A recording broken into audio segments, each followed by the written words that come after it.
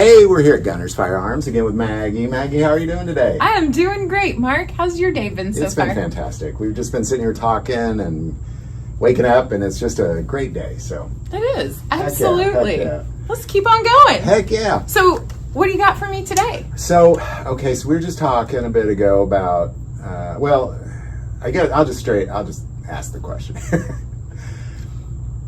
When people come in and there's just something not right about them, or I don't know, how do you vet people, I guess is what I'm getting at. If you're like, this guy should not be buying a gun, like he's doing a straw purchase, or he's trying to sell me a stolen gun, or he's like, how do you turn away customers? I guess what I'm asking is, how do you judge people? Yep, that's exactly what it is. So on your side of the counter, how do you get to be so judgmental and still sell firearms to everybody? Now, for the record, you are the least most judgmental person I know. You are a very... Thank you. Yeah, you're a very open-minded person. So I try to be... I shouldn't have said it that way, but it's more joking. No, but that is... But that is what you're doing. That is really what you are doing. Now, okay, there is one person that will get to judge me at the very end of my life on my very last day. I was not put here to judge people, but I am currently in a position, in a job, where I am expected to judge people. You're getting paid to judge people. And I'm going to tell you that most people that live on this planet are put in a job and have a day job where they are supposed to judge either other coworkers or customers or anybody else. It's just part of our it's part of our daily lives. We are supposed to make judgment calls on things. Welcome to the world. I can tell you that the clientele that walks into a gun shop is so wildly and vastly varied. I bet. And their everything about it: gender, age, religion, race, your social or economic class. And I'll tell you the same thing I tell everybody else: these firearms, they don't judge. At all. Nope. At all. They don't care the age of the person with the finger on the trigger. They don't care what gender, what religion, social or economic class, nothing. They don't care. But how do we make that judgment call? That's a really good question. It's really easy to make that judgment call when the individual on the other side of the counter comes in with the aromatic perfume or aroma of alcohol or drugs, and you're just like, I don't want to be here, like when this is a sting operation, because that does happen. They will send people in to just test gun stores, just to poke a little. Well, I know that's like for example, if I came in to sell you, well, you would know I didn't steal it, but let's say I'm just a guy. Like, if somebody comes in to sell a gun, is there red flags that go up? They don't buy this gun. This is a stolen gun. Yeah, first of all, there's a pretty good gut feeling sometimes that you get that's like, man, I really, really, really, really don't want this. A lot of times they will offer you something so high dollar or so rare, and you're like, how did you come across this? So you'll ask some questions. Obviously you'll get a story from that person, and then it's up to you to choose how honest you think that story is. Are they telling you the truth? Are they lying to you? How do you know? Like, what are those tells? There was no class that I was put through that was, here's how you tell people are lying to you. So you just kind of have to get a feel for that person. And on our side of the counter, we like to do that by chit-chatting and getting to know you. And we ask a lot of questions. Some of them are very redundant. Some of them are stupid and off the wall, but it's really to see how you're going to interact and how you're going to react and how your story might change. Exactly. If you get poked by a couple different people at the gun counter asking you a little here, a little there, and we find out your stories aren't matching up exactly. Well, yeah, that's going to set our red flags off a little. We're going to be like, wait a minute, probably not. I don't think so. Or another thing that happens all the time is, I'll talk to somebody and my cousin will go, did you know that person? This is what I know about that person. Here's what I've heard about that person from other people, and what were they looking at and looking for today? And then so I'm like, okay, here's the story I was given. Here's what we were looking at over here. And no, I declined the sale. So in that case, sometimes it does pan out and works out pretty good. Other times it probably doesn't.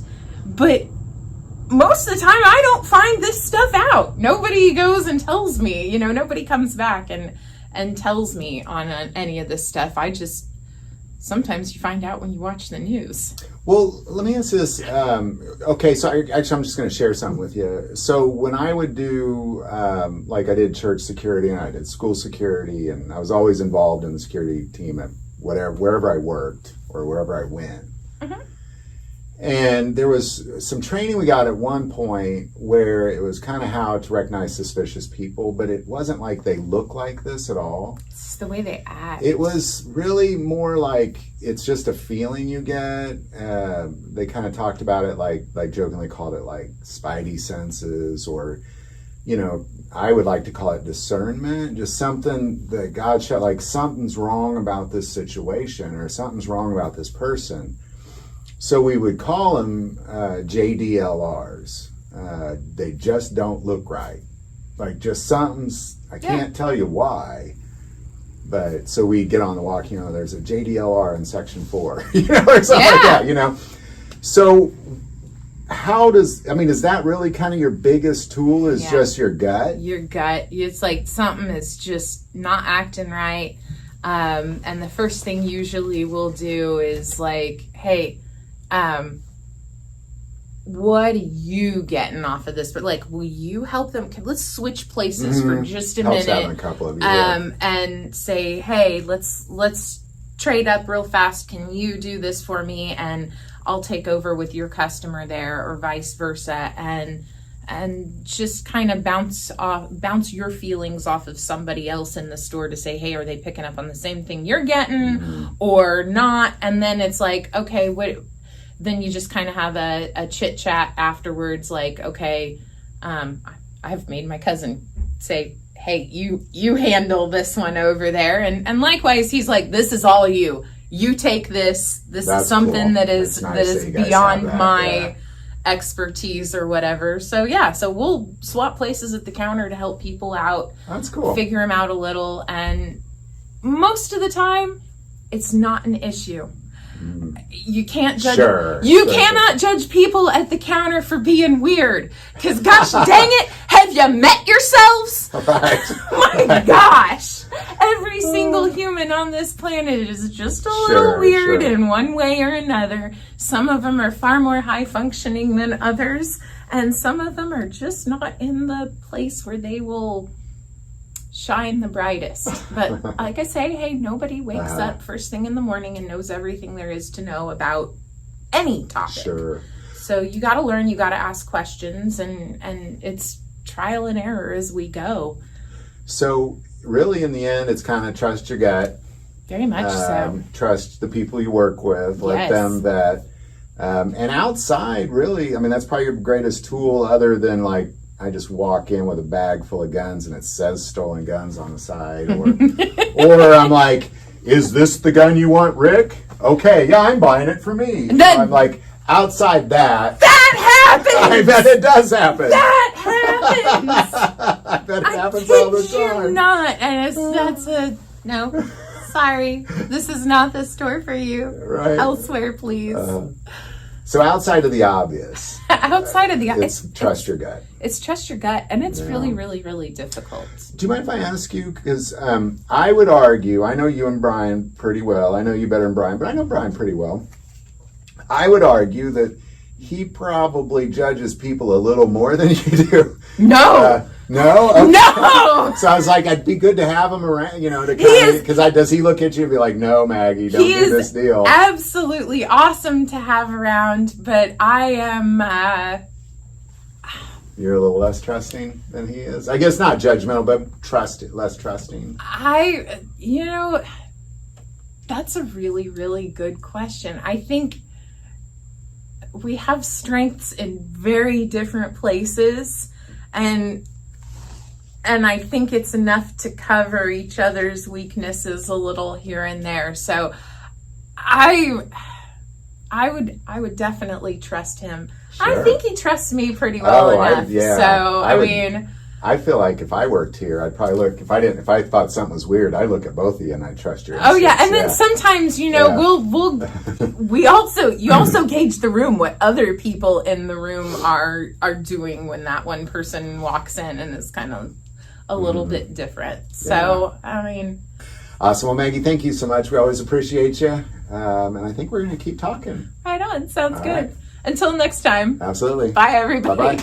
That's fun. I'm sorry. I keep scooting over.